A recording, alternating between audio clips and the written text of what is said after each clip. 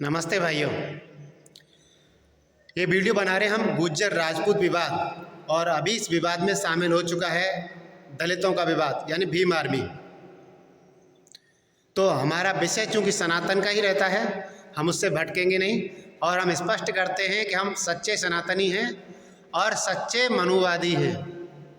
मनुवादी दो तरह के हैं, एक तो पाखंडी जो मनुस्मृति में जिस ढोंग को जिस बीमारियों को मिला दिया गया है, मिलावटखोर, यानी जो मिलावट पर ही भरोसा करते हैं, और हम वो मनुवादी हैं जो मनुस्मृति की सच्चाई पे बात करते हैं। तो मित्रों, कि जो कहावत है बार बार कि राजपूत ही क्षत्रिय, राजपूत ही क्षत्रिय, अभी ये कितनी धार्मिक है, कितनी गलत है, कितनी सनातन के विपरीत है और कितनी सनातन के पक्ष में है, इस विषय पे बात करेंगे। चूँकि राजपूतों का कहना है कि राजपूत ही क्षत्रिय हैं, तो ये पूरी तरह गलत है, क्योंकि राजपूतों में कुछ क्षत्रिय हो सकते हैं जिनकी प्रकृति, गुण और स्वभाव क्षत्रियों का है। निसंदेह बहुत से क्षत्रिय होंगे, लेकिन सभी राजपूत क्षत्रिय नहीं हैं। और जहाँ तक मेवाड़ के राजपूत परिवार का सवाल है, जिसे राजपूत कहते हैं लेकिन हम नहीं कह पाते, क्योंकि मेवाड़ बार बार अपने आप को गोहिल कहता है, खुमाड़ कहता है, बप्पा रावल से जोड़ता है, लंबा शासनकाल है उनका, और त्याग।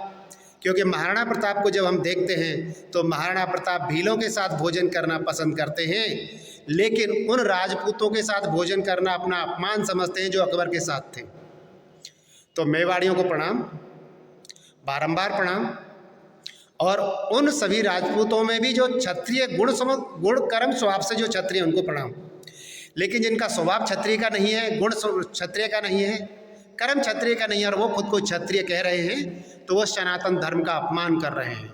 क्योंकि सनातन में वर्ण जन्म से सिर्फ शूद्र होता है, जन्म से सभी शूद्र होते हैं।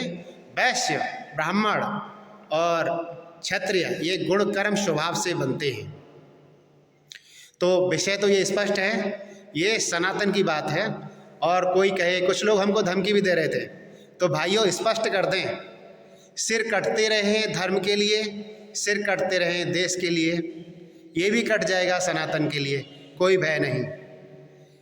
क्योंकि जो धर्म के लिए जीता है वो मृत्यु का वर्ण करता है, न कि मृत्यु से भय खाता है। हाँ, तो मेरे कुछ विद्वान भाइयों, क्योंकि कुछ राजपूत भाइयों के धमकी भरे कमेंट भी थे हमारे लिए, तो कुछ राजपूत भाइयों ने सराहना की। उनका ये कहना था कि हम अपशब्दों का इस्तेमाल नहीं करते। तो भाइयों स्पष्ट कर दें, सनातन कभी अपशब्दों को मान्यता नहीं देता। अरे विद्वान का काम तो अपनी बात रखना है। महाभारत में कहा गया है कि किसी भी ऋषि का मत अंतिम नहीं है।